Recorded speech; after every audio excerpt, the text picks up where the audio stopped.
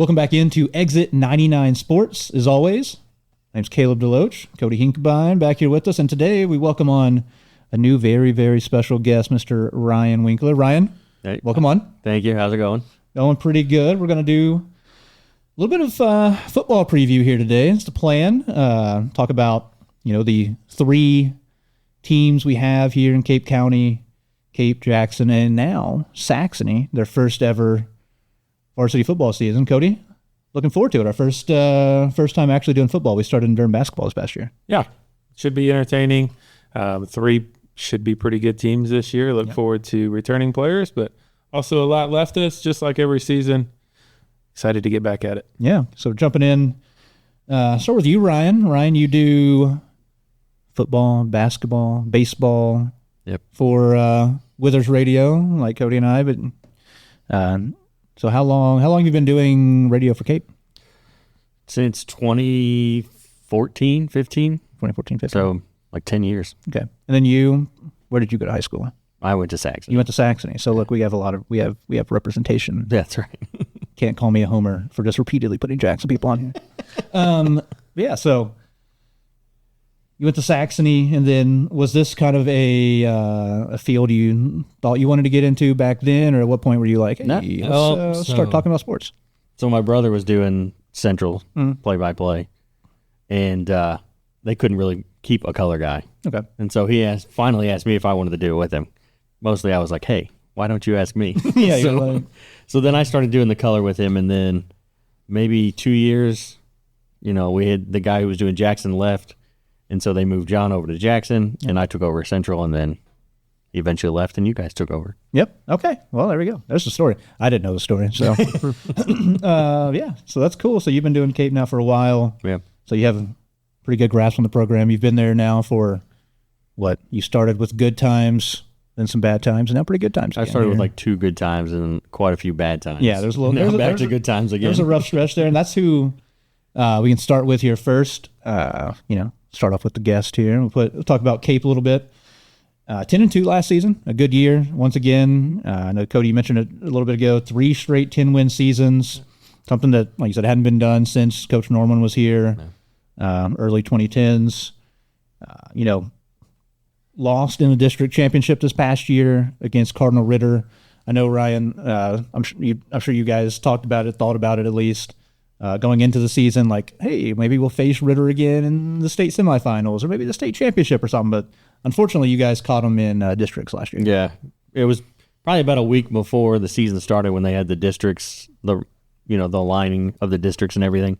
And we're like, yeah, it'll be interesting to see. Maybe we can get them on the other side this time. And then the rankings and everything came out, and they're in the class. Yeah, so it felt class. They're an inevitable force. It kind of feels like, especially the last few years. I know Cody and I got to call Jackson at Cardinal Ritter this past year. Also went really, really poorly. So they did kind of feel like they were the Thanos at the end of the bridge for you guys. That's right. Yeah. So Cape Central, like you said, good year. A lot of really good seniors on this past year's team. I guess Zaire Thomas is probably the main guy. He was the SEMO Ball Offensive Player of the Year. He won the Carr Trophy. He won his first team All-State. So he was, from your perspective, was the offense. I feel like really went through Zaire most of the year. Yeah, it was.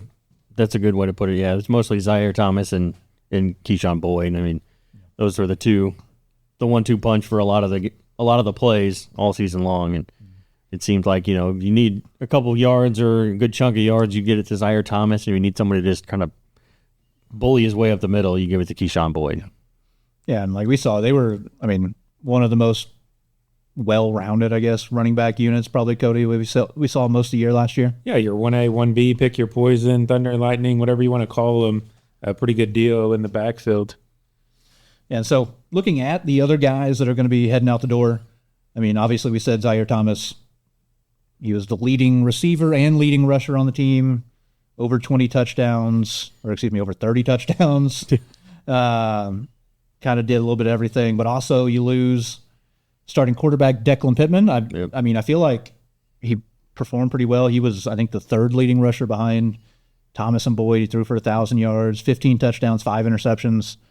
It kind of felt like it was the best, quarterback performance that they've had probably in a little while. So that definitely, I feel like, helped the offense out substantially. Yeah, it definitely. They hadn't had a good dual threat quarterback like him for quite a while. I mean, Quayshawn Chisholm was probably one of the last few that really kind of worked well in both positions. And that helped too. You had the 2 running backs, but then you also had a quarterback that could run the ball if you needed him to, and that caused a lot of problems for a lot of teams last year. So you lose those 2. I mean, those 2 guys, like I said, big part of the offense, quarterback, and then your leading rusher and receiver. A lot going out the door in offense. And then defense is where I felt like Cape made the biggest difference this past year. They're phenomenal. They had like 6 shutouts, I think, out of their 12 ball games. And you see a lot of the defense go out the door. I am still optimistic. We'll get there in a little bit, but you lose, Gavin Pittman, Declan's brother, Sean Shelton, Cole Geyser, all there in the linebacking DB core, Mateo Rivers at DB, and then Cartez Hopkins, kind of the big one up front in that front 7. He was credited with 25 tackles for a loss.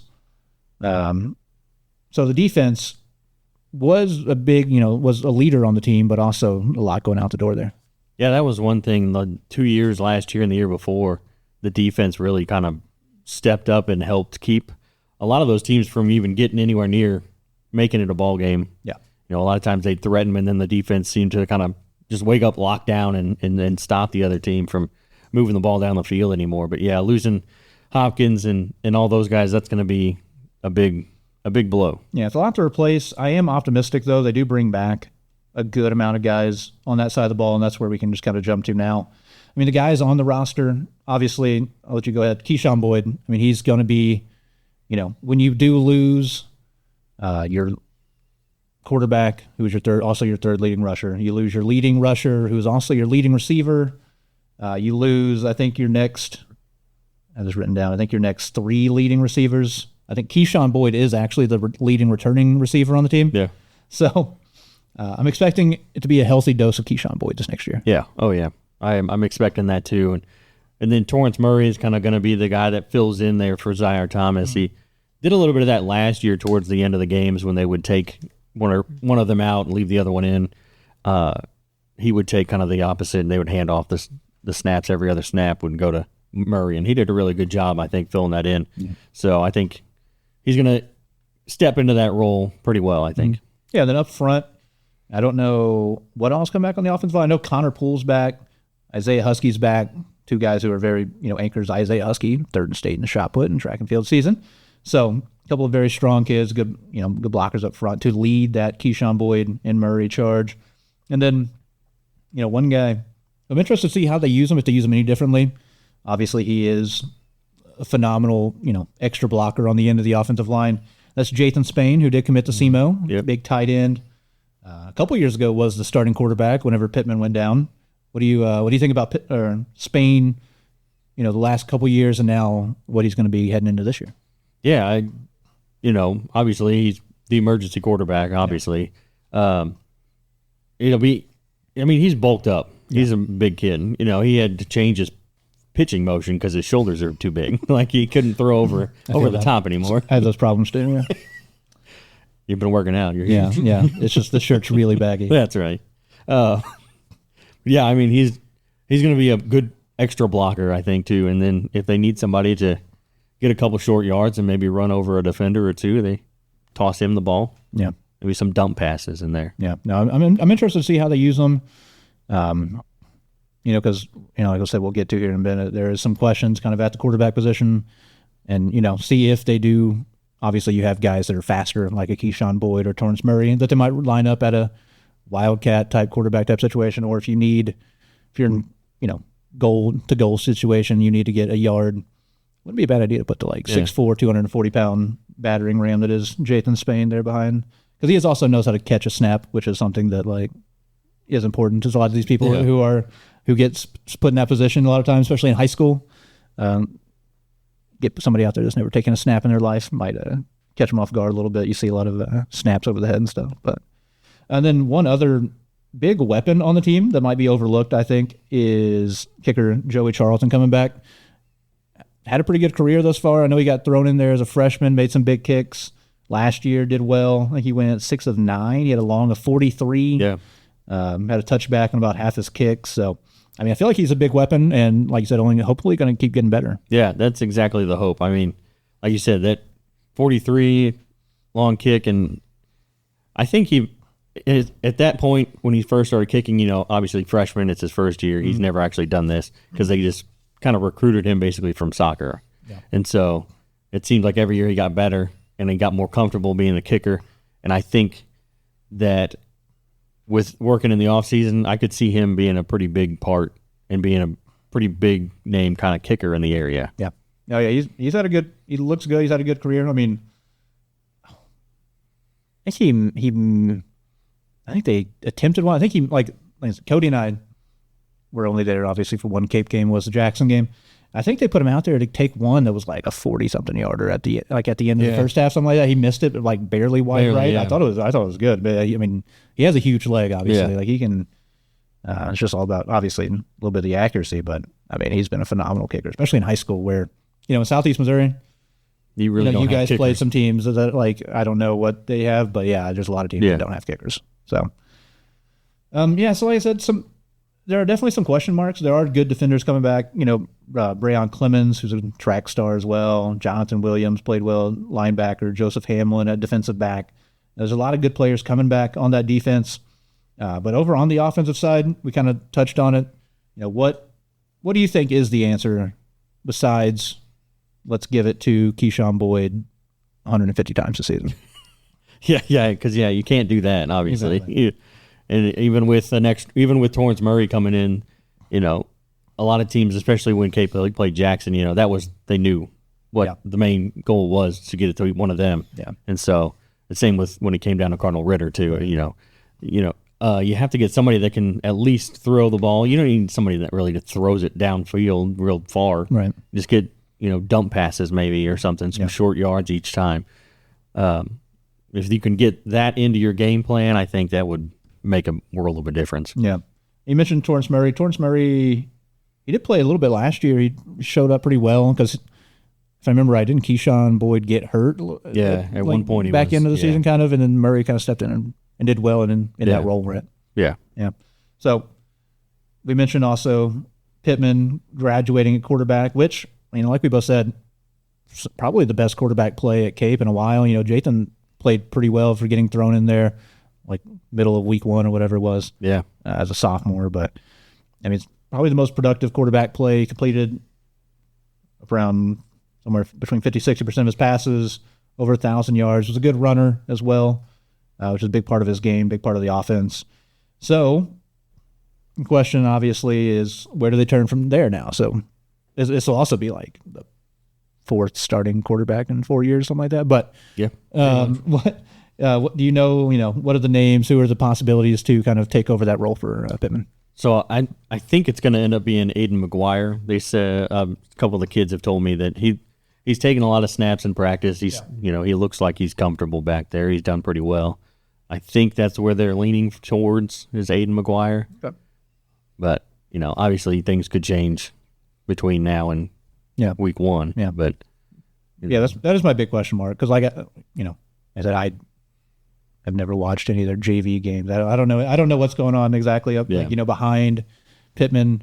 Last year I think Chapman Ogles was on the roster at quarterback, but he won't be this year. So it is definitely a big question mark, and that will be.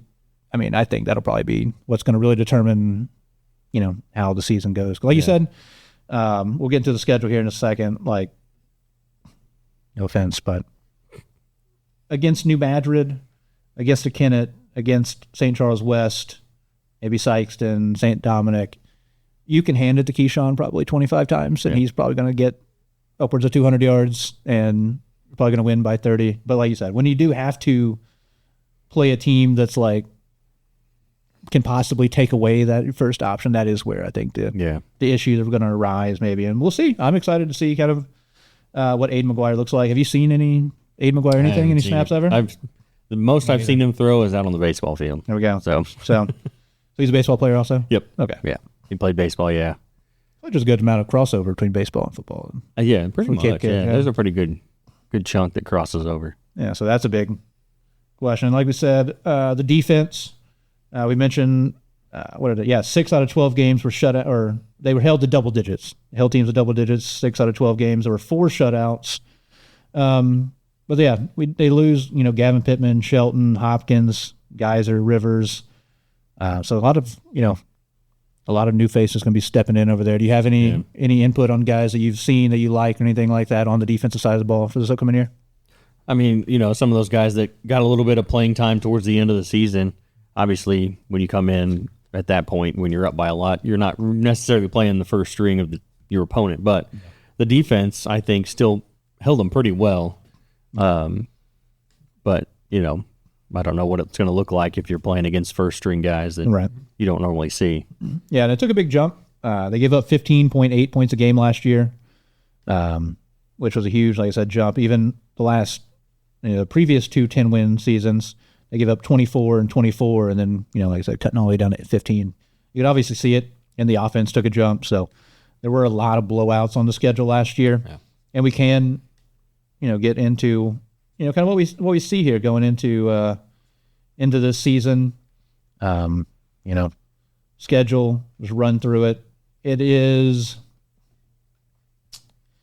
definitely manageable. I would say there are definitely some, tough opponents, some interesting games, some games that might be kind of 50-50. We start out at New Madrid County Central. New Madrid went 4-6 last year. Cody, how did the game go last year? They played New Madrid. Like I said, Cape was very dominant in that one. Yeah, obviously that was a home game week 1, but 42-0, so handled them pretty easily. I assume more of the same this year. I think New Madrid lost a little bit from last year's team, so I don't know if we'll see if they're where they hover around at, but this should be a winnable game. And then St. Charles West week 2. How did they fare against St. Charles West? Yeah, went to their place, but also another shutout. So back-to-back shutouts to start the season last year.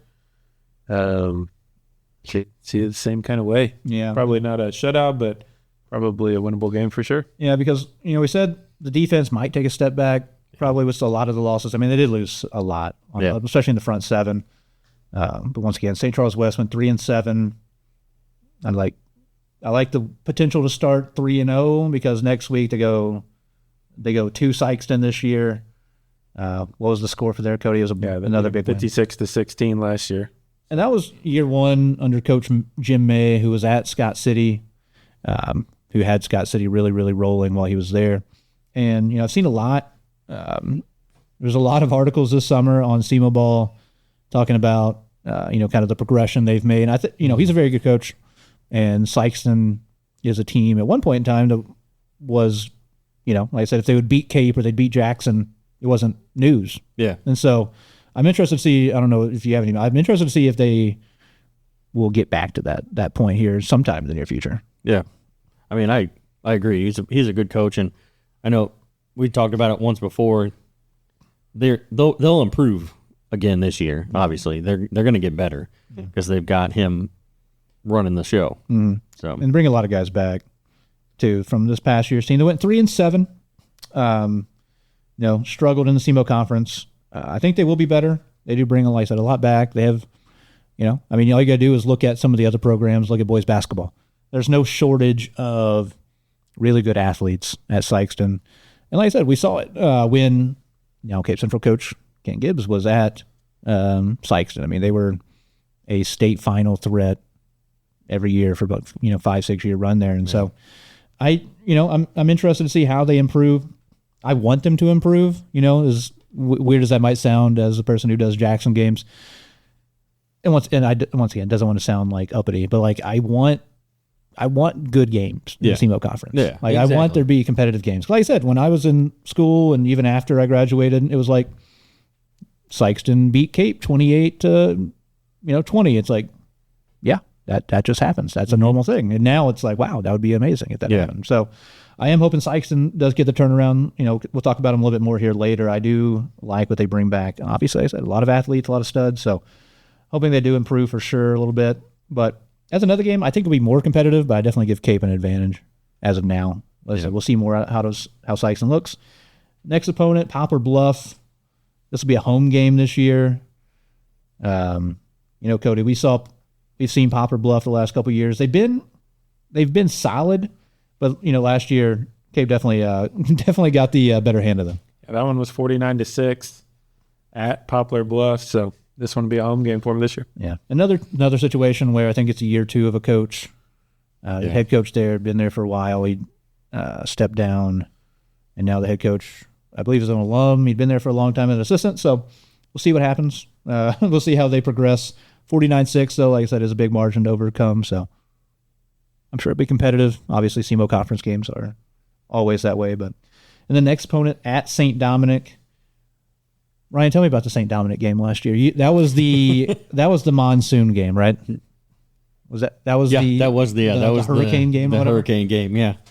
So that was that day when it rained, poured because of that, the hurricane coming in at the time, and it was ugly. It was an ugly game. What was the score? Yeah, the final score, Cody? Yeah, 47-0. But going in, people thought it was going to be closer. Yeah. But yeah, 47-0. And at that point, Cape has 5 running clock games to start the season. And defense had really put on a show. Yeah, very good start. And like you said, the St. Dominic game, I definitely thought it'd be closer because I remember I watched the game back after ours was over. They were really, really valiantly trying to pass the ball a lot in 40-mile-an-hour winds, and it was not working. Yeah, I was going to say the score it tells a different story than what it actually was. Because like you just said, they were trying to throw passes where the wind was blowing the ball right back at the quarterback. Yeah. And you could only throw the ball going one way, and even then you got to wait for your guy to get an extra 20 yards downfield before you try to throw a 10-yard pass. Yeah. Not to mention how slow you're running in just a foot of rain. Yeah. Yeah, we had a similar game over at Jackson. It was ugly that week. In the St. Dominic, they went 4-6 last year. They were a Class 6 school. They did get bumped up because a couple years ago, this is just unnecessary St. Dominic information, but they won like 3 or 4 games in the regular season, and then they just went on a crazy run to the state title game and lost. So I'm sorry, St. Dominic, you got bumped up 2 classes because you're a private school. But yeah, they're in Class 6, District 4. They got smoked by Rockbridge in their district. But once again, I don't know what they have coming back. I expect it to be more competitive than 47-0, assuming there won't be 1,000 miles an hour winds and a monsoon just pouring down. So I'll be interested to see what it looks like on a dry field, maybe up there at St. Dominic too. So yeah, it'll be an interesting game. And then obviously the big one, the people care about the most probably at Jackson this year. Jackson, we'll talk about. They went 9-3, went to the quarterfinals. Jackson won 42-6. That's 9 straight wins for the Indians over Cape. There was a point, Ryan, when did Cape get the ball first, and then Zaire scored the 80-yard touchdown? Yeah. Second play of the game. Yeah, second play of the game. There was a second there where I was like, I thought it was going to be a good game. This might be interesting. We'll see what happens. And then I think Jackson's first possession, they went backward, punted or maybe even turned it over. Punt, yeah. And I was just like, I was like, I mean, things are going. If there's going to be an upset, things are going that direction.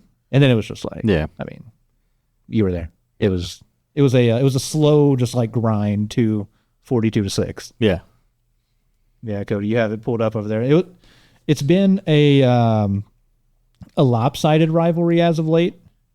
Once again, that was a similar situation where it's like, hey, back and forth. I'm like, when Coach Norman first got hired, they were just curb stomping Jackson while I was in high school. It was brutal. And then, Coach Eckley came around. It was an even game, it felt like. And then, the last decade, it's kind of been a little one-sided. Yeah. A little one-sided. Yeah, it's been a tough road to hoe for the Tigers. 2015, last time. 2015? Jackson. Yep. Just need Al Young to suit back up. Yeah, exactly. Yeah. Get him off the sidelines. Get him off the sidelines. Get him in there. Sneak him in a jersey. Nobody noticed. That's right. I just want that game to be much closer. Yeah. Than it has been, just because it'll make it a much bigger deal. I mean, obviously it's a big deal now because it's Cape Jackson. Yeah. But I feel like, if it can be closer score, it'll make it so much better. Yeah. I mean, it's fun. I mean, obviously, the example I'm about to use is we won the game. But my senior year, it was Jackson won 29-26 or something like that. It was back and forth. It was these are two even teams. They both do different things. Jackson was throwing it. Cape was running all over people. And it was fun. It was just like, yeah, this is two evenly matched teams. I don't know what's going to have to change for that to be the case, but, Cape Central, they definitely have had talent, but just not been enough, I guess, just enough overall to get up there to, like I said, pull a little bit closer. Yeah, I don't want to get too far ahead of ourselves, like you said, but could be a similar situation this year where Cape comes in with a better record. They could come in and definitely might be undefeated. Get a lot of fan support and get over to Jackson. And yeah, we'll have to make sure we all get there early for that one because we probably won't be parking. Yeah, looking 2 months ahead if you're listening and watching. You know what? Don't show up late. Yeah, don't wait till game time. Show up at 7. Leave the good parking spots for me, Ryan, and Cody. We need them because we have to carry stuff. Yeah, that's right. We have a lot of crap. I digress. The week after Jackson does not get any easier. This is definitely where, it feels like a switch flips, right? New Madrid, St. Charles West, Sykeston. We'll see what happens, but those feel like inferior opponents to an extent. Obviously, smaller schools, things like that. Yeah. And then you jump into, Poplar Bluff. We'll see where they are at.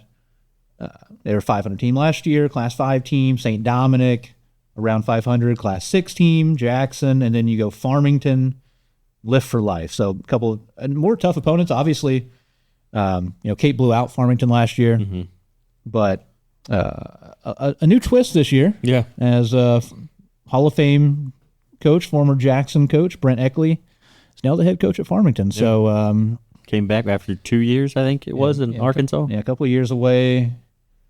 Moved back closer to home or closer to family. And I'm interested to see what happens. I don't, Farmington has not been bad. They've been a pretty consistent team. The biggest interesting thing, Cody, Farmington has been running the option in some variation for about a decade or more. I don't see that continuing this year. No, probably not. They're probably going to throw more than 5 passes a ball game, I think, with Brent Eckley at the helm. So I'm curious to see how that goes. Like I said, this is the meat of the schedule. It will be tough to bounce back. Cart before horse or anything here, but you are playing at Jackson, and the very next week you have to play. You do get them at home. You have to play Farmington, who is going to be, hungry coming back from getting blown out last year. Yeah. And it is a rivalry. I mean, you guys have been very competitive over the last several years in the same district, playing each other a lot in postseason. Yeah. So we'll see how that goes. Seems to play Farmington twice every year in football. Yeah. It always seems to end up being either the first round or the second round of the playoffs end up being against Farmington. Yeah, and then I don't know how Coach Eckley rearranges the players or anything. They do lose the Brett Dry, but a lot of the multi-sport athletes, the Tatum Tinsley and the other Tinsley and all the different. Yeah, I'm curious to see what happens there. I mean, it's an unknown. Like I said, we'll talk more about the whole CMO conference here in a minute, but who knows? Jackson, like I said, when I was in school, we were terrible. I think we won 6 games in 3 years.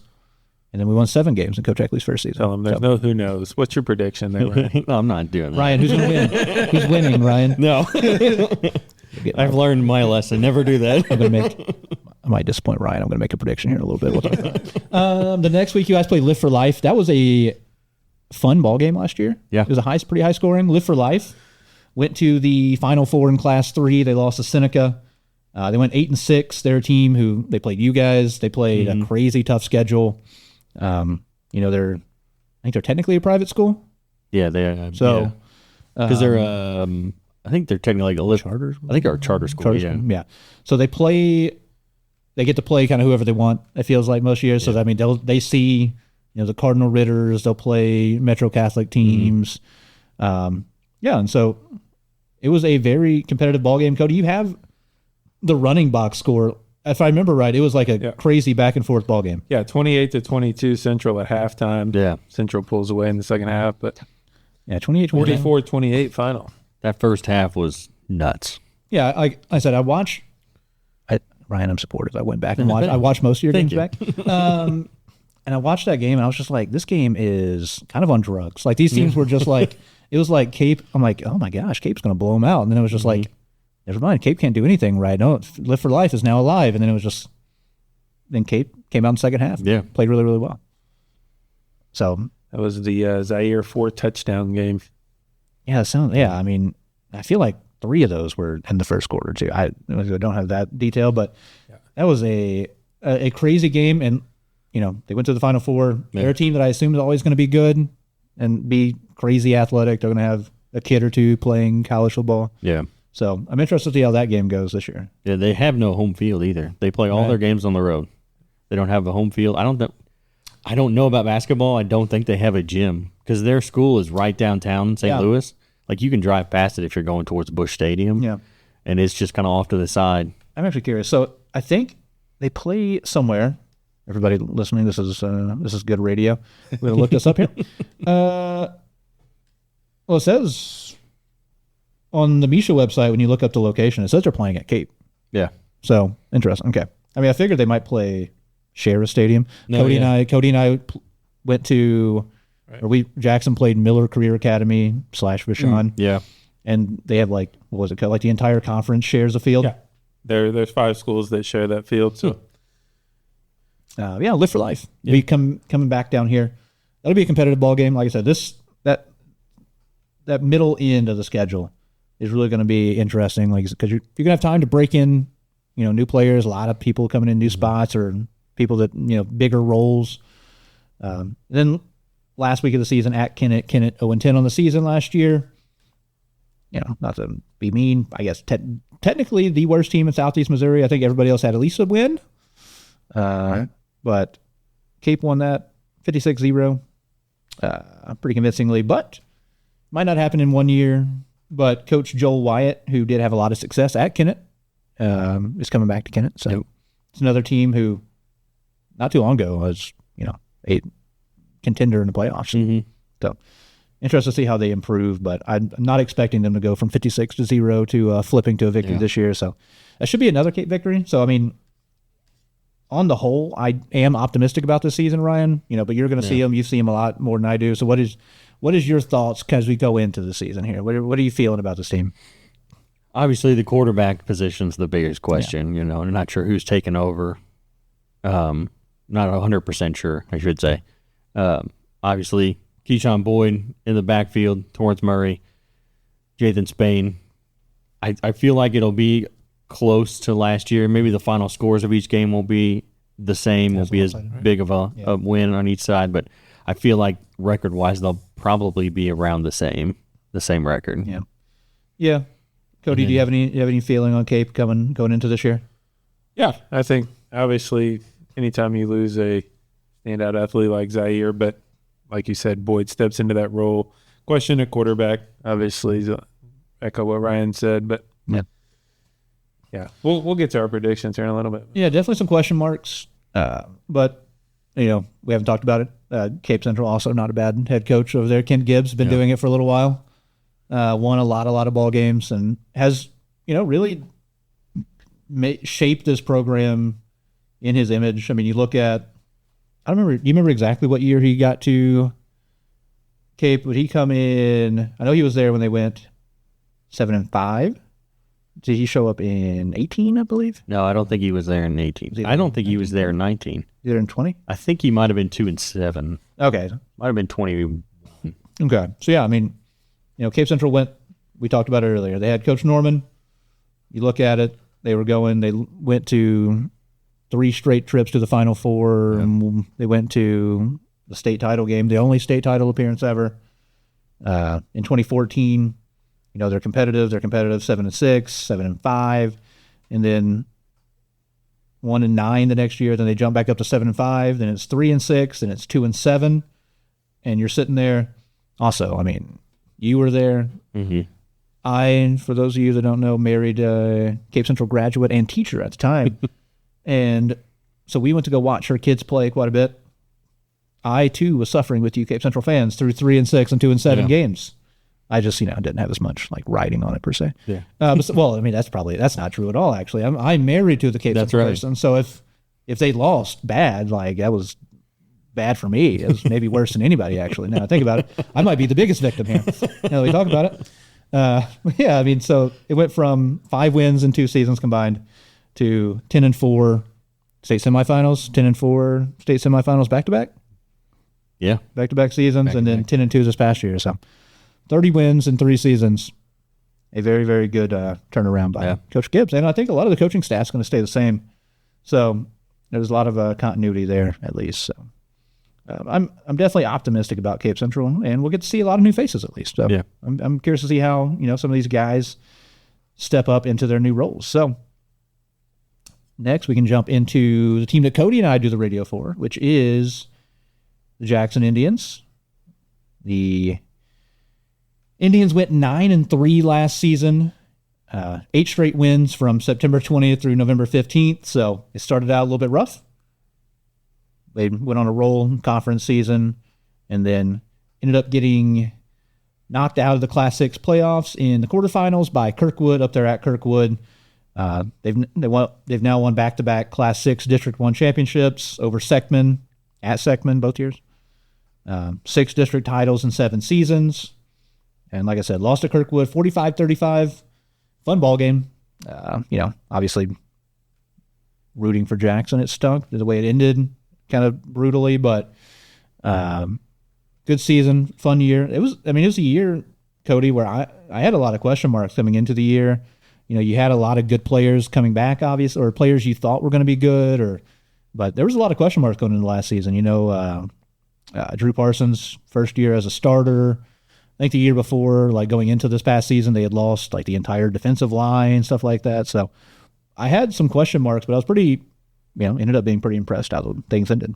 Yeah, I think you're always optimistic with the team that you have, but then you look at your schedule, and Jackson's going to play, similar lineup this year with the Cardinal Ritter, Cahokia, Edwardsville. Yeah, really, really tough schedule. So, you may be one of the best teams in Southeast Missouri, but when you're up playing with the big dogs, just kind of going into this year the same way. Yeah, and I felt like Jackson, that's what happens whenever you are good for a long time, is people get very excited to, like, jump on you and dance on your grave when things do go poorly. And I felt like there was a little bit of unnecessary throwing dirt on them after, getting blown out week 1 and week 3 against very, very, very good football teams. Yeah. You start 1 and 2, that's always going to be a struggle no matter what level you're playing at. But me and you saw it firsthand. Hey, we're playing a lot of D1 athletes, and this isn't as bad of a team as the 1 and 2 record indicated. Right. It was intense. Like I said, we started the season at Cardinal Ritter. They were coming off a state title. I think they were undefeated. And then, there was it's like a D1 team on their own. Yeah, you saw them this past year. You saw them the year before. It was great. Like, it was genuinely kind of crazy. Like, you and I were field level calling the game. It was terrible, by the way. I complained a lot. I'm going to complain more if it happens again. Looking at you. Talking about you had to sit by the. I'm looking at you, Edwardsville. You had to sit by the giant. No, you talking about a Cardinal Ritter? At Cardinal Ritter. Cody lost money in this past season, football season, calling games. Cody bought a tent before the game, and so we called the game on the track. Inside on the track. Oh, basically. You guys sat down there. Okay. We were down there. Cody and I did just kind of like walk in and just kind of take over. Yeah. We were just like plugging stuff into track sheds, doing whatever we wanted. But it was crazy. Like how big they were, how fast they were. Every hit felt like the hardest hit I'd ever seen in a high school football game. It was insane. Which, you look at it, their quarterback is going to Illinois. Mm-hmm. Their best running back is going to Nebraska. Their best receiver is going to Kentucky. And then, 30 more guys are playing at like Purdue and Ball State, and UNLV, and Iowa State in there somewhere. Yeah, it was insane. Like, they were a college team, like you said. Like, it was crazy. Good win over Cahokia, which we didn't really know at the time how good Cahokia was or wasn't. They ended up being pretty good. Had a good year. That was an interesting game. Cody and I were roughing it, Ryan. All right, we went to Cardinal Ritter week 1. We had a Saturday game at East St. Louis against Cahokia. Oh yeah, that's right. I remember that. We had a Saturday game at Edwardsville at like 5 p.m. or something. Yeah, because the Edwardsville game got moved, right? Yeah, it was supposed to be at Jackson. I don't know. I'm just stuck in a loop of complaining, reliving this past season, and I hated it. So Jackson had a weird schedule, definitely to start the year. Playing on the road a lot, playing back-to-back Saturday games, and then one game. And kind of the Edwardsville game, Edwardsville was better than Jackson, and we got killed. I do think if the world went normally for that ball game, Jackson still might have lost if it was at Jackson. Yeah. I don't think it was be 41-7. It was just like things went bad at the very beginning, and it just snowballed and snowballed. It was just like first possession turnover inside the like other team's 20, turnover on the next possession. It's just like it just snowballed pretty quick. Yeah, that was 14-0 pretty quick and hard to recover. But yeah, so like I said, Jackson ended up coming back down to Southeast Missouri, going undefeated in SEMO Conference. Good run the back end of the year. Went to the quarterfinals. And, you know, for a team that was pretty good, when it comes to graduation, Jackson gets away pretty good. I mean, they do lose some very important pieces, as every team does every year. But all things considered, they're not getting killed necessarily by graduation this year.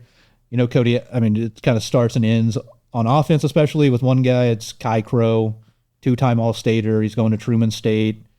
Ended with like 3,000 yards receiving, like 30 touchdowns. I mean, he was kind of the passing offense, especially early in the year. Yeah, for sure. Their most outstanding player on the offensive side. You lose a little bit in the backfield, kind of your bruiser, if you will, Zach Crump. And then obviously on the defensive side, they lose about half of that defense, but you have a lot of up-and-coming players also. Yeah. And Kai Crow, underrated as a kicker. This past season, he went, say, like 6 for 6 on field goals, 5 for 5, something like that. I mean, he was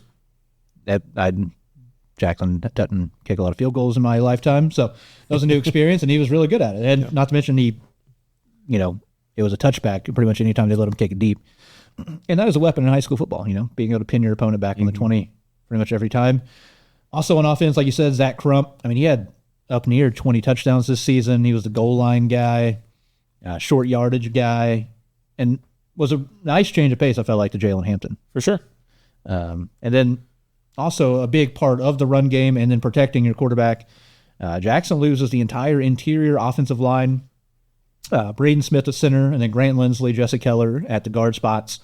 So that is, I mean, we're talking about question marks. That is a very big one that might not get talked about as much as losing Kai Crow, but that is a big loss. Losing that many guys, even on an offensive line, if you talk about it as a whole, looks good, but you are going to have 3 guys taking, their first snaps together as on a varsity line and getting thrown into the fire pretty quickly against some very good teams. And those guys also, Lindsley and Keller, something else that Jackson hadn't done a lot, calling games for us, Cody, is they flipped those guys over to play defensive line. And that really, I felt like, kind of changed the season, and especially like how they defended the run, got to the quarterback. For sure. Yeah, you talk about getting frustrated early in the season and, hey, let's not get overwhelmed here. But when you get back to Southeast Missouri and you start playing both sides of the football, Jackson kind of coasted those guys both ways. Yep, and then a couple other big names. Marcus Kutzinger started out the year on the defensive line, went back to his normal position, linebacker, about midway through the year.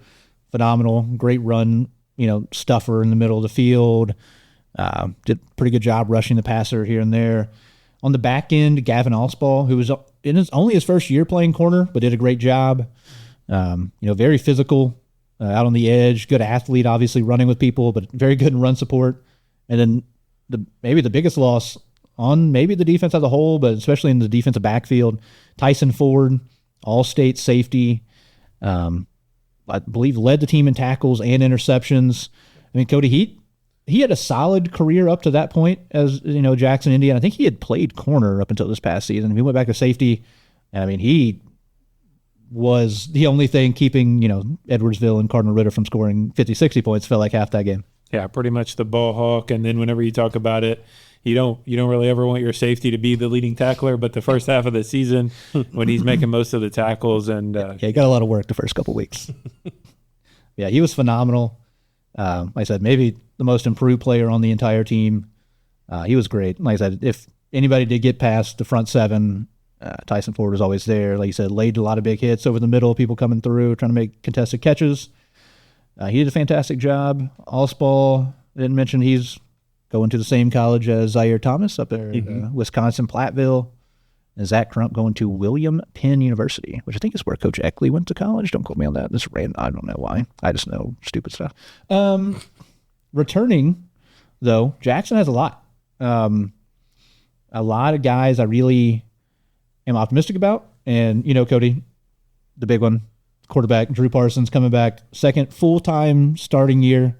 Last year, felt like he cleaned up some of the, turnovers and stuff like that as the year went on, and really was able to, kind of show off how good of an athlete he was and even how good the arm was once he got a little bit more comfortable back there. Yeah, you mentioned first year full-time, and I think those first couple of games you're really throwing them into the fire. Yeah, it's a heck of a way to start your career. It's going to be a different start to the season, I feel like, this year under pressure. If you can eliminate some of those interceptions and fumbles, just take care of the football, those games can turn out different. Yeah, another guy we can count on and has been the guy since his freshman year, Jalen Hampton, a running back. I mean, he's been phenomenal, over 1,000 yards again, double-digit touchdowns. I'm just, excited to see how he kind of continues on here and his career. And Ryan, you've seen him now a few times. Yeah. Jalen Hampton's been solid back there, especially as a guy who is, not the big bruising back that you see some of these guys. Yeah, no kidding. But yeah, I'm impressed when the first time I saw him play, I was impressed. Yeah, very impressed. Especially, anytime you're a freshman starting on a Class 6 team as he was, it's always kind of catches your eye. A lot of guys still coming back. Like I said, some of the wide receivers are behind Kai Crow. We'll get into more detail maybe in a minute. Camden Brockmeyer, Evan Turley, Jory Toma, even Grant Brown at tight end will be back this season. And then on the offensive line, we said they're losing the interior. But, Cody, they might have the best tackle duo in not just Southeast Missouri, maybe the state of Missouri. They have Bryson Wessel at left tackle, insane athlete. He's going to Iowa State to be a defensive lineman. He got 4th in the state in wrestling. He got 9th in the state in discus. And on the other side, right tackle, you have Braden Harris, who's the older brother of Blaine Harris, great basketball player. He's like 6'7", 300 pounds. He has a bunch of D1 offers, Kansas, Arkansas State, Washington State, Missouri State. So the interior is a question, but I feel like the tackles are very, very, very solid, Cody. For sure. Yeah, nobody's going to push them around. And Harris is just going into his junior year, so still a lot of growing there. But, yeah, when you're committing to D1 schools, a lot of potential. Yeah, big-time guys. And then on the defensive side, a lot of guys that got a lot of playing time for us. On the defensive line, the groups are kind of split in half between Wessel, Keller, and Lindsley, the offensive lineman guys. They would sub in. In the second group, those sub in Keegan Bregman, Kavion Williams, Zayden Johnson. These are guys that played early on, and they're definitely undersized compared to those guys who are behemoth. But I'm excited to see their growth. I don't know anybody else going to step up. I haven't got to talk to Coach Nesbitt yet, do our kind of preseason interview stuff. But those guys came out early, did well. A group that I was impressed by, Cody, is a linebacking core. We have a lot of guys back there. Carter Shipman, Boyd Langford, very good in the middle. Joe Moore, another really good wrestler, kind of came on late in the season.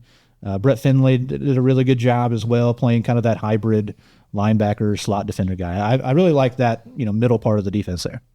Yeah, I really think the defense is going to be solid. You mentioned you're losing a lot of the secondary. There's a couple of the Reagan brothers, but hey, your D-line is where it all starts and ends, I feel like.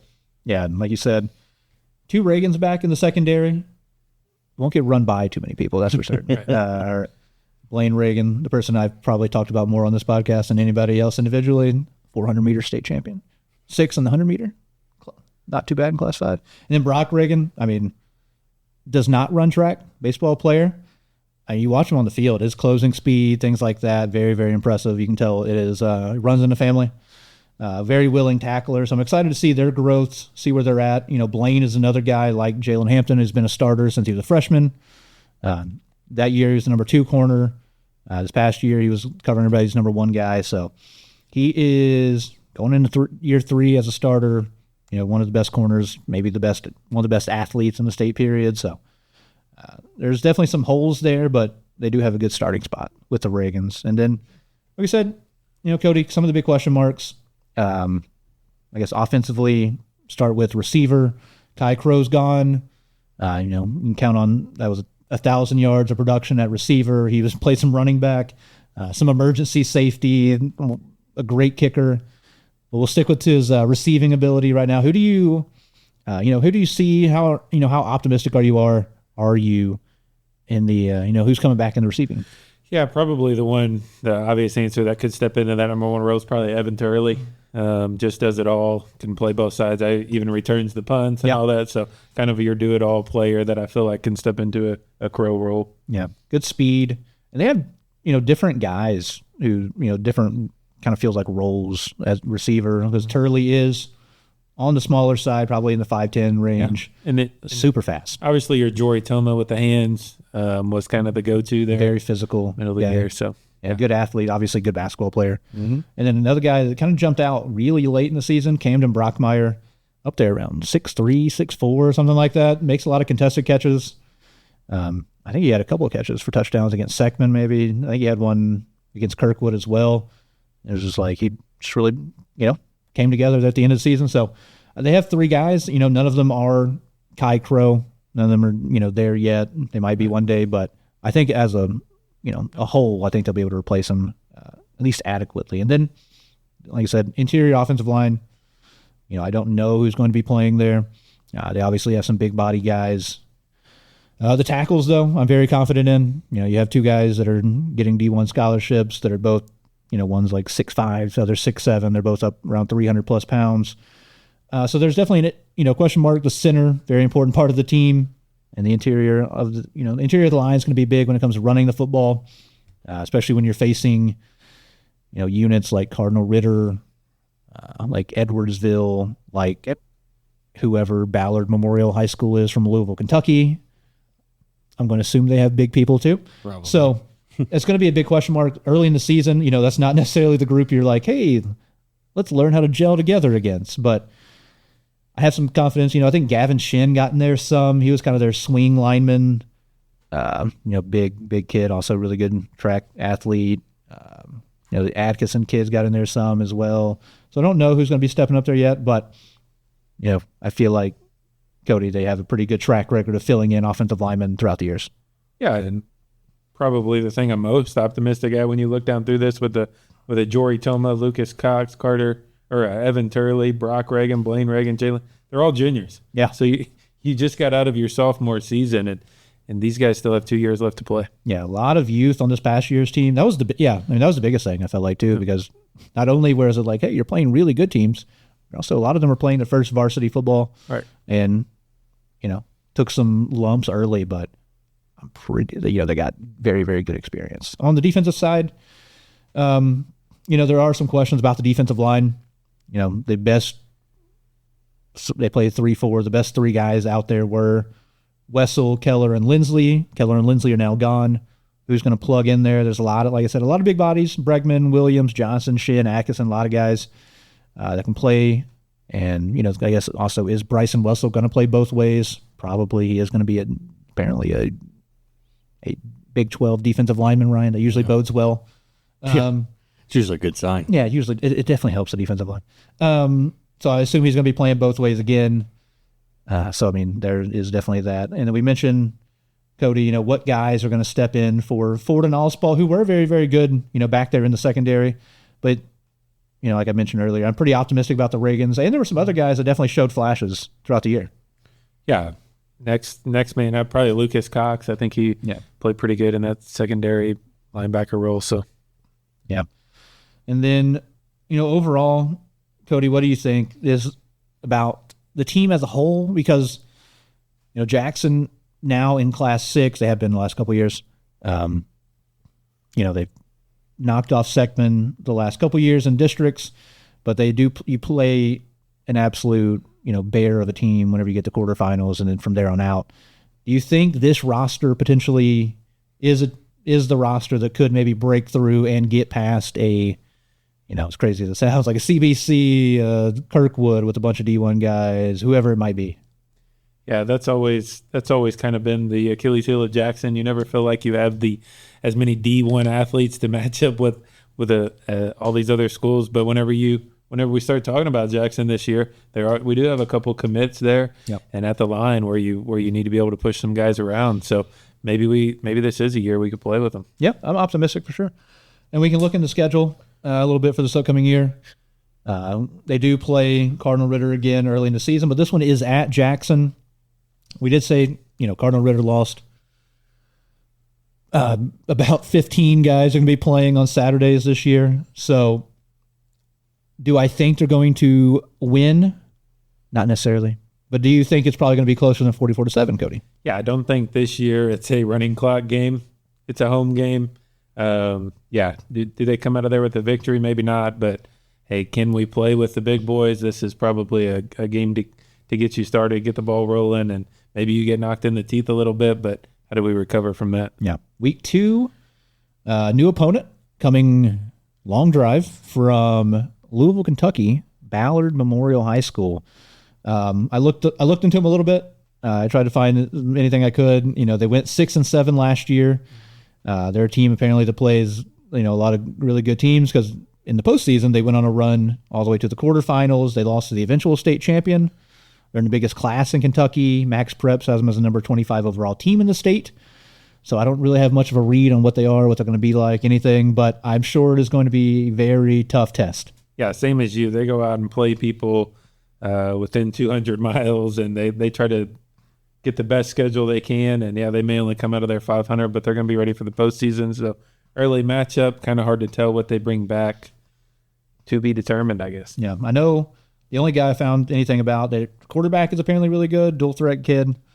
Has some smaller offers, I know, so obviously going to be a test. And like I said, if you're playing, I looked it up their school. I think it has like 2,500 kids or something. I'm sure they can find a few pretty good athletes up there. Week 3, we get another rematch at Edwardsville. 3 straight years. Your favorite place in the world to go. 3 straight years. Year 1 playing up there, maybe the worst possible experience calling the game of all time. This is just a complaining hour. I'm going to get back in on the complaining. Year 2, fine location-wise. It was 1,000 degrees, and it was on a Saturday evening. Like, what are we doing? This year, we get the fortune of driving to Edwardsville one more time, Cody. Yeah, at least we were up in the bleachers last year. In the bleachers. We'll see where we're at. I do remember vividly calling out the 25 seniors, I think, on the fence. They had all the way down through the sideline, all the seniors, so they do lose a lot. I remember something like the top 4 wide receivers were all seniors. So yeah, they lose a lot. They lose a lot. So we'll see what they bring back. Edwardsville, they ended the year 6-4, and due in large part to losing 3 straight at the end of the year. This is pretty good Murderers Road. They played East St. Louis, DeSmet, and then Elmhurst, York. It's a very fancy name, high school, who was the state runner-up to end the season. They said they graduate 25 to 30 guys. They beat us 3 straight years, but I think Weaver was just a junior quarterback, so he'll be back this year. So the quarterback is back, and the other guy who's, I guess, the headliner is a guy named Devin Hill Lomax at wide receiver. He's like 6'4". He's committed to Illinois. He'll be back, so, I mean, that'll be painful. But, yeah, it's right. It just never ends. So it will be tough. Weaver and Lomax will sure be a tough duo to stop, but they did lose so much. I mean, they also, they lost the number 1 player in the state of Illinois, which will definitely help Jackson out here on the defensive line. The Epineza kid, whose brother plays for the Bills. Ryan. What the heck? Yeah, Ryan. Doing the research for these games is just like, oh, let's see what colleges all these kids are committed to. Yeah. So the Epineza kid's at Iowa now, not at Edwardsville. So he took about 3 offensive linemen to block. He's gone. The other defensive end with them is gone. They lose a lot at all 3 levels on defense. That'll definitely help things out. Offensively, they bring back quarterback, bring back a really stud wide receiver. They do lose, like you said, like 3 or 4 other wide receivers that are also like all playing at like Indiana and stuff. And then they're really good running back. I think his last name was Moore. He was just unbelievable. He was just running through people. He's graduated as well. So it's another game, Cody. Am I saying Jackson will win? No, but they do get in. Week 3. It'll be after 2 really, really good teams. I think it will definitely be a competitive ball game. Right. Yeah. After you get a couple of really good lines under your belt and you get into Edwardsville, maybe one of these years we'll get to play them at home. But no. I'm kind of surprised. I guess they couldn't convince him to come over here. No. Stick with the regular schedule, I guess. Nope. Am I going to say something mean? Nope. Nope. Also, garbage stadium. No, like, what are we doing? That's what I hear. No, like, you have like 3,000 kids. Yeah, right. Everybody hears it from me. Yeah. You have like 3,000 kids that go there. Like, get a plug in, like, somewhere and put it. Yeah. Call one electrician. I'm done. Promise. Nope, I don't promise. I don't promise. Not even close. The week after that, I have less complaints now. Okay. The 19th of September at Farmington. Obviously, That'll be it is a game. You look at it from 1,000 feet away. Farmington went 5-5 last year. Jackson beat them 49-35. That is the 14th consecutive win against Farmington for the Indians. But a lot has changed over the offseason. Brent Eckley, the greatest coach in Jackson football history. I don't know about wins and losses, but he won a state title. He's the only one to ever do it. And he will be at Farmington now. Farmington, like we mentioned earlier, has run the triple option as long as I can remember. And now they will be spreading it out 4 or 5 wide, throwing it 30, 35 times a game, Cody. May bode well for Jackson because Jackson did have trouble with that last year. We couldn't stop the option the last couple of years. I don't know why. Like they did score 35 points against us. So, and the year before, it was like the same thing. Like it was those games the last 2 years have been insanely high scoring. Like we've just gotten gashed by the option. Yeah. So that's positive, I guess. But yeah, we also do have to play against maybe the best offensive mind to ever coach in the state of Missouri. So you win some, you lose some. Like I said, year one, I don't know what to expect. I don't know what to expect out of Farmington. They have some good athletes back from last year. Tatum Tinsley, who you mentioned earlier, is just one of those kids that's maybe just the best athlete, one of the best athletes, just regardless of sport in Southeast Missouri. Yeah. He played like 6 positions on the football team. He can score 20 points in basketball. He's just a stud, and I don't know how they'll get him the ball, but Coach Eckley will definitely get that kid the ball a lot, and a lot of other kids. And if you played running back, you might be playing receiver, you might be playing on defense this year. It could be anything. Coach Eckley will move kids around a lot. I mean, I know going into his first year at Jackson, the kid who was a starting quarterback ended up playing receiver. He brought up 2 kids that had never played varsity football to play quarterback, and then one of them transitioned to safety, and the other one was Dante Vandeven. It ended up being pretty good. So he will find the best players, put them in the spot they need to be. So it'll be a tough game. I'm curious to see what happens. It'll be weird. A lot of fond memories of Coach Eckley for a lot of Jackson people. So it'll be a heart divided for a lot of people. But week after that, on the road once again at Poplar Bluff. Bluff went 5-6. They lost to Cape in the district semifinals. Jackson did beat them 57-9, Cody. That was our Hurricane game. It was just a lot of handing the ball off. Game was over super fast, so that was nice. Yeah, we had a running clock in the second half. I think we started it in the third quarter. Yeah. Teams agreed on that, so that was when we were done by 9:00. Jackson's won 10 out of 11 in this series, and we mentioned earlier they're going into year 2. Coach is named Jeff Mannon. He was assistant for 15 years, an alum, and I don't know if the Google AI overview assistant thing was lying or not. I mean, when you look at Poplar Bluff on the Misha website, they don't have any district titles since like 2009, which is what the website shows. It said they haven't won a district title since 2000. It's a crazy number for me, but I guess it makes sense. A lot of times they're playing Cape, Farmington, or Jackson. They did beat Jackson, but that was the semifinal. Yeah. And then lost. So, yeah. Yep. Then we mentioned already the big one, Cape Central. We've talked about it already. Cape, good year, 3 straight 10-win seasons. But Jackson has beat them 9 straight times, 42-6 last year. I'm still going to lean Jackson's way. It's definitely at home. So I am optimistic about that for the Indians. And then they finish out conference slate to play all teams 4 games in a row. They host Saxony, beat them 55-12. 12 straight wins against Saxony. Coach Gibbs was the last coach to beat Jackson. Coach Eckley's first year. I went to that game. It was at Saxony. Jackson was undefeated. They were undefeated, and we lost. Sucked. But here we are. Saxony 3-7 last year. We talked about them. They lost in the first round of districts. Coach May, a lot of years of experience. Very good job. A lot of quotes about how much better they're getting. They bring back some pretty good athletes on the perimeter. Keen Atkins at receiver, Kenneth Holcomb at running back, and Pierce Baker at quarterback did a good job, especially running the ball.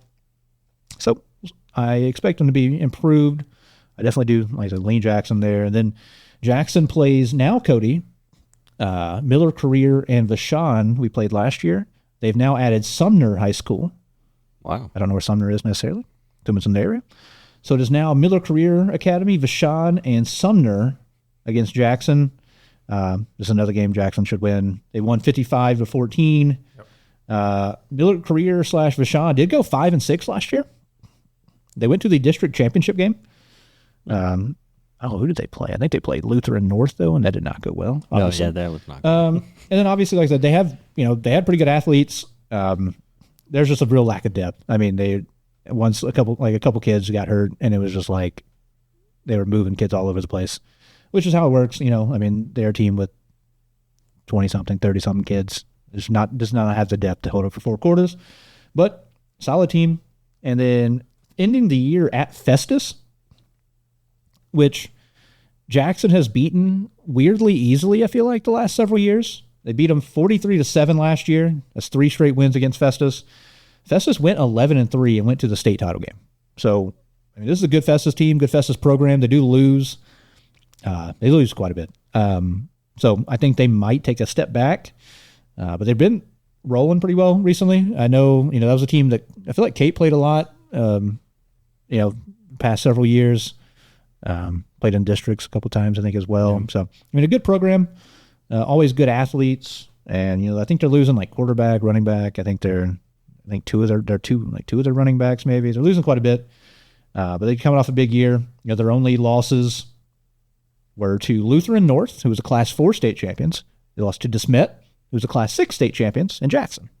So, pretty good group to be in. But they do lose a lot of big-time players, like I said. So, that should be a competitive game up there at Festus. But I do lean Jackson's way also, since I'm just like talking about my own personal preferences in life. Nice press box. Shout out to Festus. I don't know who is in charge there, but you're doing a great job, and I appreciate you. Appreciate you as a person. So, Cody, what do you think? This Jackson team, good season last year with a lot of new. They do lose a little bit, but they bring back a lot of experience, a lot of talent. What's your expectation this year? What do you think? How do you think the season's going to go? Yeah, I think eerily similar to last year. You may start the season 1-2, 2-1, something like that, but 1 or 2 losses on the season. The back half looks a lot similar to last year. I think you're right there, 8-1, 7-2 season. Yeah, it's a situation where I do think, like you said, I think the team's going to be better, but the record might not be. The record might be worse, but the team, I think, will be a lot better. And, like I said, hopefully it'll show in the postseason. Come back, maybe pick up another district title to probably be played at Seckman again, because they're probably going to play a bunch of teams with a losing record and go undefeated. And we're going to have to play there. But here we are. We'll do it again. Does that bother you, Caleb? It bothers me. You know why, Ryan? It bothers me. I told you I'm done complaining. I'm not done complaining now, because Cody and I were in the freezing cold. Yeah, just dew. We were soaking wet, like 35 degrees. I was just like shivering, saying, "Well, like Parsons, touched out." I couldn't get words out of my mouth. It was miserable. I was losing it. All right. That's maybe my last complaint for a few minutes. There you go. Last team to talk about. The team that, Ryan, you were a proud graduate of Saxony Lutheran High School. The Saxony Lutheran Crusaders have a football team, Ryan. What was the thoughts when that came across the ticker for you? You want my honest opinion? No, Ryan. I want your optimistic, nice things. I thought it was great for them, and I wish we would have had it when I was there. Right. Because we had a choice between that or another sport, and they went with the other sport, and we were very upset. What was the other sport? Soccer. They're pretty good at soccer. Yeah. All right, so Saxony Lutheran, first varsity football season. School was founded in 1999, so first year of football. Last year was technically the first year of football. They played an exclusively JV schedule. They had a lot of success. Obviously, you can see that sometimes when you do have, maybe some older kids playing against maybe some younger kids, but I'm pretty optimistic about the program, the direction of the program, things like that. You have good leadership over there. You have Coach Turner heading the thing up. He's a phenomenal player himself. Played at a high level. Has some experience coaching. His kids, a lot of kids throughout the years, training kids, and they're trying to maybe rival Farmington with the hire of the year in Southeast Missouri of Ryan. They hired the offensive coordinator from Southeast Missouri State University who scored like 50 points a game to be their offensive coordinator. So that's pretty cool. That's crazy. That's pretty cool. Coach Jeremy McDowell comes over from SEMO. Obviously, a very good offensive mind. He led a crazy SEMO offense this past year. They put up crazy numbers, and hey, going to try and do it over at Saxony. His son's on the team. Like I said, there's a lot of young guys. They went 6-0 against the JV schedule last season. And, I'll be curious to see what it looks like playing the varsity schedule. They had, what was it, Cody, like 30-something kids on the roster this past season. Yeah, something like 34 kids. But this year, you get some home games, I heard. They do. You get actual home games. They only graduated 6 kids. On the Misha website from last year, the people that are returning, who knows who is actually returning, who might come back out. They had 9 kids that are going to be seniors, 6 kids are going to be juniors, and then 12 kids are going to be sophomores. Cody mentioned earlier they apparently have a very big freshman class just in general at Saxony. And so, maybe probably because of football a little bit more influx of talent. Yeah. You might expect, no hate whatsoever, but it's like you expect maybe some kids from Cape or Jackson or, I don't know, maybe some kid from probably somewhere out of town that doesn't have football that's like, hey, I want to do this. Let's get in here at the ground level of this thing. So, I think they'll have a solid team this year. Like I said, I personally don't know a lot. I watched a couple of games of theirs last year. Most of those games, I was watching a screen that had the football game playing, and there was no scoreboard, there was no sound, there was nothing. So I was just watching like blurry colors moving around the field and up. But I'm pretty optimistic. They looked good, Cody. Their schedule this past year, they put up a lot of points in these ball games. Like you said, it was a JV schedule, but you can go through it. They, did a good job. Won some games pretty handily too. Yeah, you win your first game ever, 40-38 at Doniphan. You're going to play Doniphan again this year, so high scoring game there. But it was their first game ever, so maybe a little different this year. Yeah, this year, a little bit of a different schedule and some different teams, some teams that many people might not have heard of or ever seen play football before. Week 1, Veritas Christian Academy. They played a lot of small schools here in the area. So they're going to go 2 O'Fallon for that one, first game of the year. Okay, so playing up in O'Fallon, interesting. So long drive up there to O'Fallon. School went 1-8 this past season. Once again, I'm not trying to dunk on these people too hard, but we mentioned earlier there were 4 teams only win of the season. They scored 108 points. They gave up 415. I think it's a pretty good opportunity for your first varsity football game to probably get a win for the Crusaders. Then an interesting ball game is Doniphan. So Doniphan last year also did not play varsity football. They played JV football exclusively. So it's going to be the same kids playing each other. And you said it was a 2-point ball game. So I think, I'll be interested to see how that goes. Doniphan at the JV level on that team, they went 7-1. Their only loss was to Saxony. So, I will lean Saxony just because I'm being, optimistic and, a homer of sorts and whatnot. And like I said, I like the way they're going. And they get to host a game. First ever home game. It'll be pretty cool. That's on a Thursday, so maybe we can make it to that one. I'm trying. My goal. I saw they got the bleachers up and a press box up and everything out there at the field now, so it's coming along. Yeah, it's pretty cool. It's pretty cool to see. Yeah, my goal is to be there. I will make no promises, but my goal is to be there. Stay tuned. The week after that, they play at Sparta, Illinois. This past year, Sparta and Steelville, Illinois, played together. They went 0-9. They only played 1 game within single digits. They allowed 381 points and scored 148. As I put it earlier, I think this is a good opportunity for Saxony to potentially get another victory at the varsity level. They follow that up versus Marquette Catholic, which is in Alton, Illinois.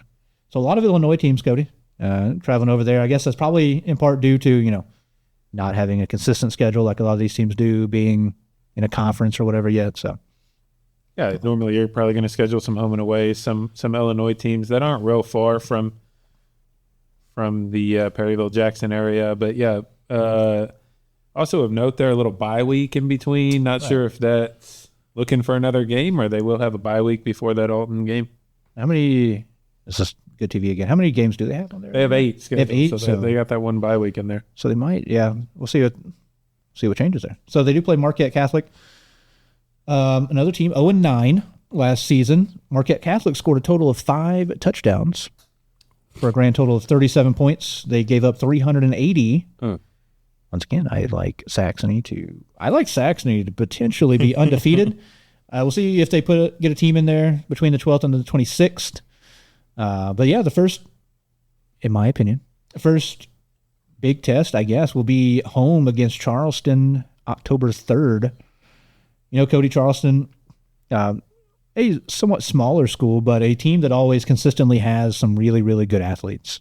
Yeah, that's going to be a tough game. Went 7-4 last year and just already established. They're a bigger school, so it's going to be a tough game. It does say it's a home game for Saxony, but tough game there at Charleston. Yeah, Charleston went to their district semis. They lost in overtime to Crystal City last year. They will lose a decent amount from this past season. They had a couple kids like Bernard Betts was like a crazy home run hitter kid.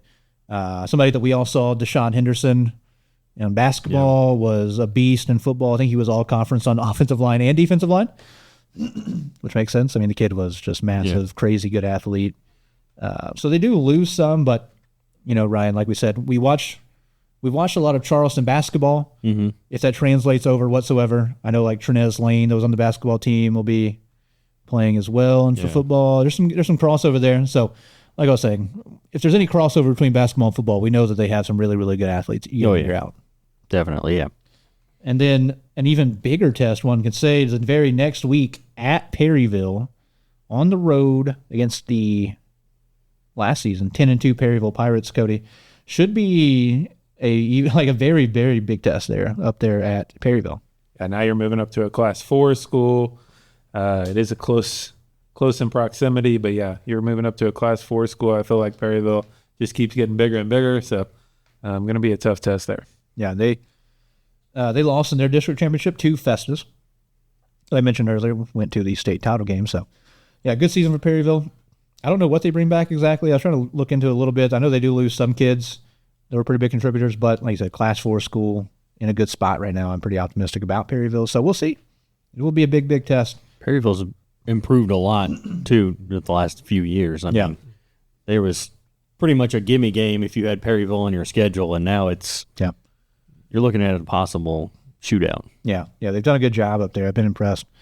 What's kind of like you said, the turnaround they've made in the last couple seasons. And then they finished the year, Saxony, against a couple more Illinois schools, Cody. I think the first one you have over there, Massac County, right? Yeah, out of Metropolis. Looks like that's listed as a home game. But yeah. And Massac County, last season, they did a little bit of a co-op situation themselves. They went 1-8. They scored 99 points on the season. They gave up 374. A good chance to potentially bounce back for Saxony after playing a couple of tougher squads in Charleston. We'll see how it goes. Charleston, Perryville. I'm not going to say that the Charleston game is out of reach completely for Saxony. Obviously, we have to see them, put the pads on. But Perryville will be a tough test. And then you do play a winnable game against Massac County. They finished the year against Redbud, Illinois, who was the Musketeers. Fun name. You finished with the Pirates, the Patriots, and the Musketeers. No Lions and Tigers. I appreciate it. So the Musketeers, 5-5 last season. They actually made the playoffs in 2A in Illinois. They got knocked out in the first round. I did look into Redbud a little bit because, like I said, they are one of the more winning programs that Saxony will be facing. They do bring back a good quarterback. That was a sophomore this past year. But they do lose a lot off to that team that went to the playoffs. So we'll call it a little bit of a toss-up, but I do kind of lean Saxony there. So, I mean, Cody, I really think, year one at the varsity level, a good opportunity for Saxony to pick up quite a few wins on the way. Yeah, I think with the 8 games that they have listed, I think you're realistic with 6-2. Yeah. I feel pretty positive about them. I know we were talking a little bit earlier, where they're going to land enrollment-wise. I know you had kind of the districts pulled up. They could be Class 1. Their enrollment last year was right on the edge of 1 and 2. Class 1, District 1 would be Chaffee, Charleston, Crystal City, Hayti last year. St. Vincent was in that class. So yeah, St. Vincent's been very good last year. Probably would put them in that Class 1, District 1. Yeah. No multiplier, obviously, with having not played it. So, yep. So it'd be interesting to see. Like I said, on the Misha website, their enrollment was 174. The cutoff is right there around that 170 range. So we'll see where they land. But yeah, I'm pretty interested. Ryan, it'll be neat to kind of have another team here in Cape County for the first time. Yeah. In a long time. Not going to say ever. I don't know. In my lifetime, first time. So it'll be kind of neat to have another team here in the area to keep track of and see how they do. It'll be interesting too to see if maybe they try to get into the SEMO conference, because with football it's much bigger than it is in our basketball conference. Right. Because we've got other teams like Kelly that's in the SEMO conference for football, but not for anything else. Yeah. And then the girls basketball for Saxony is in SEMO conference, but not boys. So it'd be interesting if they try to join maybe one of the SEMO conference divisions. Yeah. At some point. Yeah, because SEMO, like you say, they have different divisions in football where it's like South, East, West, North, where all the bigger schools like Cave, Jackson, Sykeston, Bluff, Farmington are all in the North. Yeah. And yeah, so I'll be curious to see where they do land, and like you said, conference stuff like that, and that'll give them those kind of consistent games they play, and maybe make that scheduling a lot easier. Yeah, make the scheduling a lot easier.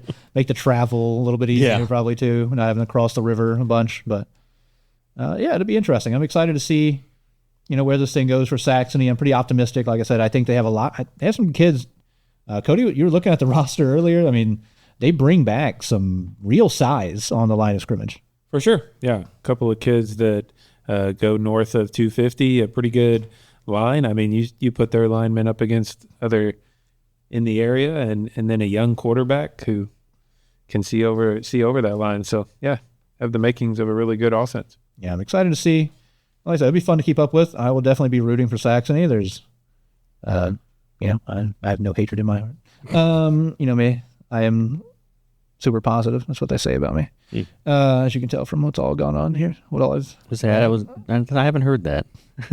People are saying. Those people might be me, but the people are saying. So, can close it out, kind of talking about the SEMO Conference North as a whole. We talked about Cape and Jackson a lot already, and have a good feel here of what's coming back.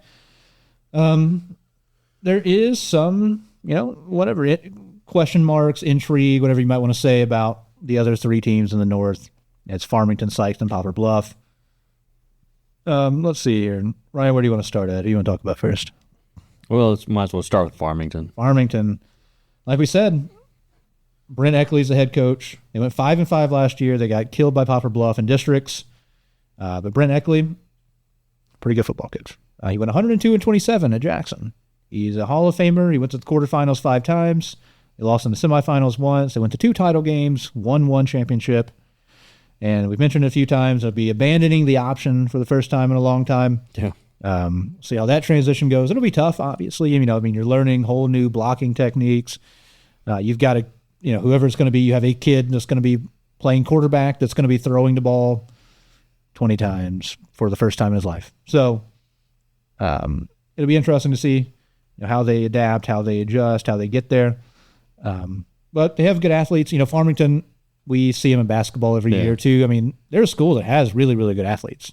Yeah, they've got some definitely good basketball players and some tall basketball players, which, around in this area, a lot of basketball guys play football. There's a lot of multi-sport players. And when you have, somebody like Coach Eckley, kind of fires up the kids in school that might not have been playing football, might not have been as interested. Yeah. You're like, hey, I get to play for a guy that's done all this winning. Get you motivated to go out there. We mentioned one guy, Tatum Tinsley, very, very entertaining athlete. And, like I said, nothing's off limits with Coach Eckley. He's going to be moving kids from one side of the ball to the other, changing positions. And I mentioned earlier, he, in year 1 at Jackson, won 7 games after that team had won 6 the last 3 years combined. So, he is able to turn things around. That was a complete style change. Jackson was 3 yards in a cloud of dust. And so he went to spreading it out, and we were throwing it all over. Mm-hmm. And they do lose quite a bit. We mentioned, Brett Dry, a kid that, Cody, I feel like we've seen play quarterback for a decade at this point. He always did a good job leading that offense. A really good athlete, alongside, Cason McLean, the guy that was like their fullback, D-back guy. The two kids that we saw the most of the last few years. Yeah, definitely guys that can move the football, physical guys, take care of the football. Interested to see how that spread works. Yep. They have a few guys coming back. They have a big kid on the line, Isaac Owens, played defensive end. He got some sacks, some tackles for a loss. He's 6'4", 230. Good-sized kid. And then their leading rusher coming back, a kid named Josh McCarthy, also good size, 6'2", 205. We'll see where he plays. He ended around 800 yards, 7 touchdowns. He played defensively, had 70 tackles, 3.5 for a loss. So, they're a team, we keep saying they have really, really good athletes. They remind me a lot of Jackson, like size-wise, athletic-wise, like, we said, playing basketball. And then, the big difference has been the style of play they've gone with. Has been the option. So we'll see how they adjust, playing something, more similar to what we're used to seeing. Then as we jump down to Poplar Bluff, we mentioned now a few times, they went 5-6. They lost to Cape by only a touchdown in districts. They went 1-3 in the SEMO conference last season. I mentioned earlier they may or may not have won a district championship since 2000. They've been a Class 5 school for a long time now, the last 10, 15 years, whatever it is. And so, they're used to playing at that level, but it feels like they've been maybe a tick behind, or they haven't been able to reach the highest highs of like a Cape or a Jackson. Yeah. And see what they're able to do. Year 2, like I said, under Coach Mannon, he's been there for a long time, and they bring back a lot. I think they're going to be very tough this year. Now, the big question mark, which is obviously the most important position on the field, is quarterback. Jay Edmondson. I know, Ryan, we've seen Jay Edmondson play multiple sports now for a very long time. Yeah. He's graduating with, about 4,000 yards passing in his career, 29 touchdowns, 1,200 yards rushing, 18 touchdowns on the ground. Longtime starter there. A little turnover prone. He had 21 interceptions in his career, but, he's been steady, so that's going to be a big holder place. Yeah. That's another one of those kids, like you said, feels like they've been playing there for 10 years. When does this kid finally graduate? Yeah.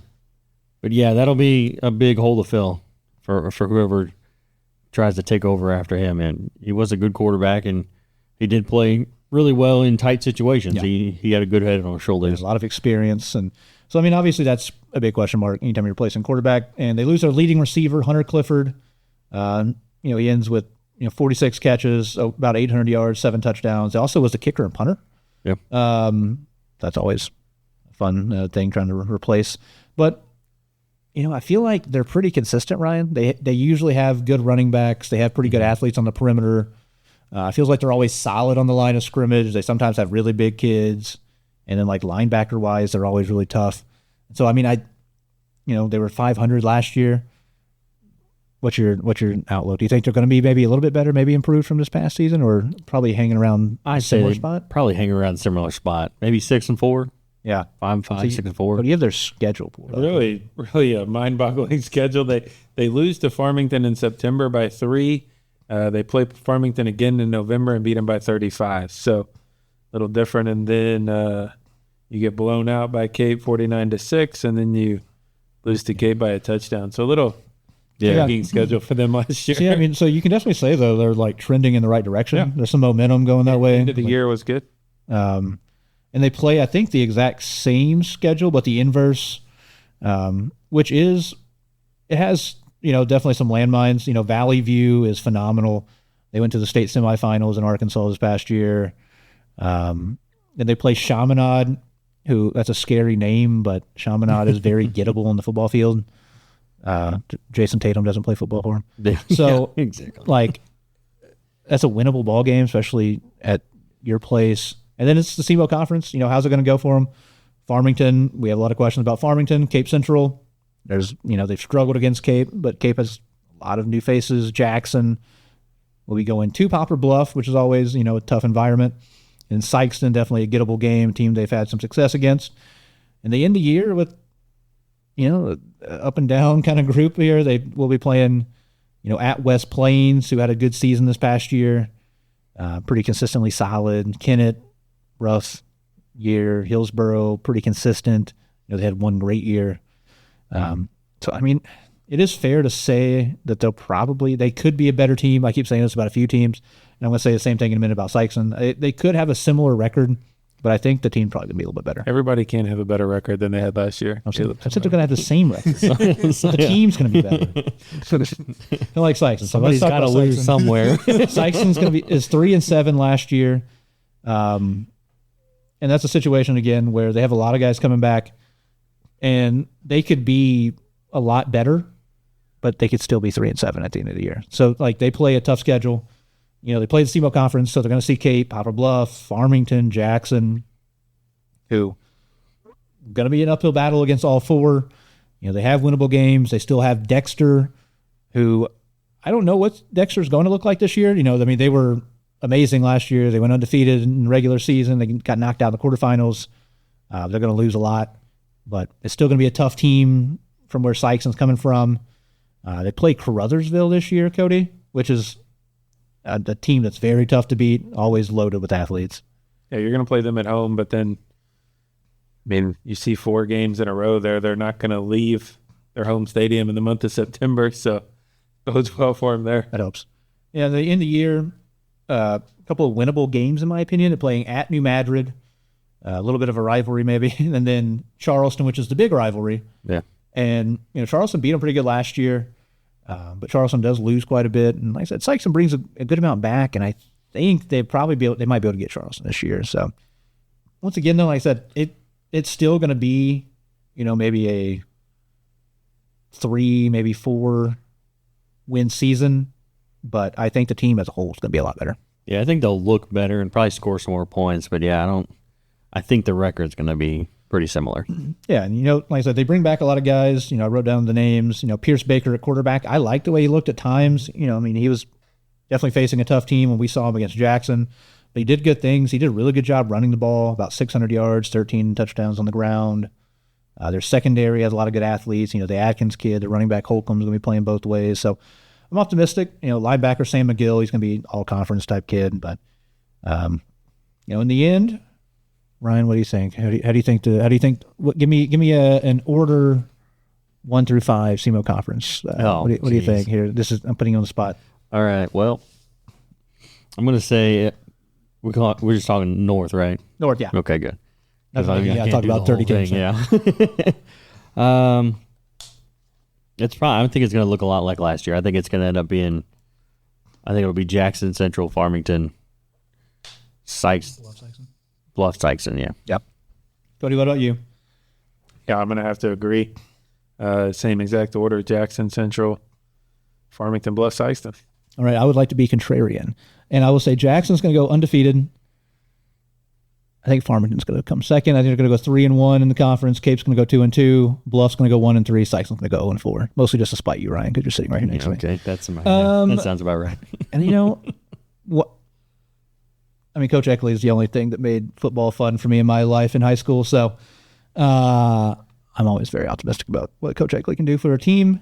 And I think Farmington's going to be solid. They have good athletes, and I think he's going to put them in better spot than they might have been in. I think they're going to win some games. Like I said, the biggest 50-50 games, in my opinion, just my opinion, Cape and Bluff. We'll see how that goes. Like you said, their second matchup was close. Yeah. Both teams going to be needing a new quarterback. So that's a big question. Cape and Farmington, for me, is a big question mark, 50-50 game. Both those games at Cape, though. Mm-hmm. So that'll be positive. And then Farmington playing Poplar Bluff. Once again, don't know how that's going to end up. My big question mark, obviously, is Farmington. I wonder what it's going to look like. But I think it's going to look pretty good, especially after a few years. So anything else you guys want to have to talk about? Anything else? We've exhausted all of our words and brain power for the evening. That's it. That's it, Yeah. Ryan? No? I got nothing. Ryan, where can people listen? Where can people watch the calling yeah. Cape games this year? So the Cape games can be they're going to be on 95.7 on KAPE, and then you can also watch them on YouTube at Cape Central Sports. Cape Central Sports, and then Ryan posts all the links on social media everywhere. Facebook, Twitter, et cetera, et cetera. Exactly. So go check it out. Go watch those games. You're still going to be like cataloging the games after them on Facebook, on YouTube. Yeah. Okay. So even better, like I said, if you are whatever Saxony fan, Jackson fan, you want to watch the games, go check them out. Like you said, Cape Central Sports on YouTube. You always do a great job, Brian. Yeah, I always enjoy listening. You guys are pretty good too. We're okay. We're okay. If you want to listen to me complain, Cody be good at his job and me complain. Yeah, you can listen to Cody be great and professional and me complain. You can also listen to us do the Jackson games on 104.7. Check us out over there. We'll be doing them all again. So it'll be a good year. I'm excited. Yeah.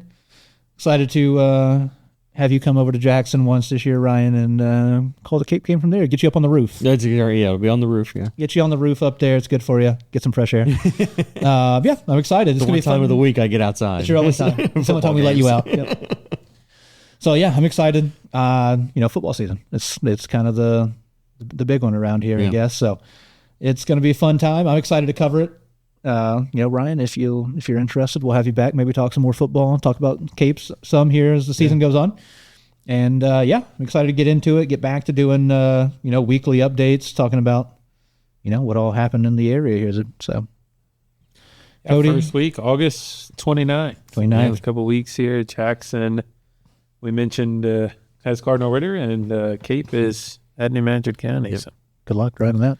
So we'll be on the radio. Ryan will be on Cape Central Sports. So check us out, listen and watch. We'll appreciate it. And as always, here if you're watching, listening, make sure to like, subscribe, all that. Tell your friends. Check us out and enjoy a lot more, weekly football and other fall sports talk as the school year gets started. Games get rolling here, so it'll be fun. I'm excited to talk about it. Excited to do the fall season here. It'll be a lot of fun. So Ryan, thank you for coming. Cody, as always, it's been a good one. We will see everybody in the next one. Thank you guys for watching.